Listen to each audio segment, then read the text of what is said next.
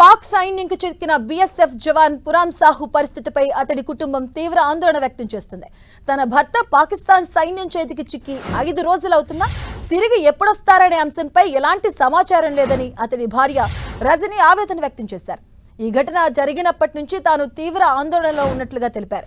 గర్భిణిగా ఉన్న రజని తన భర్త రాకకు సంబంధించిన సమాచారం కోరేందుకు అతడు పనిచేసే పంజాబ్లోని ఫిరోజ్పూర్ సెక్టార్కు ఇవాళ బయలుదేరనున్నారు.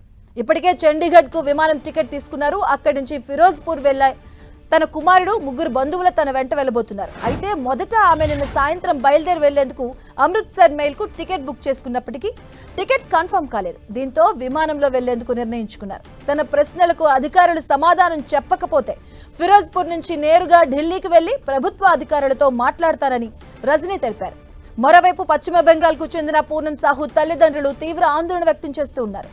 తమ కుమారుడు తిరిగి వచ్చేందుకు అవసరమైన చర్యలు తీసుకోవాలని కేంద్ర ప్రభుత్వాన్ని కోరారు.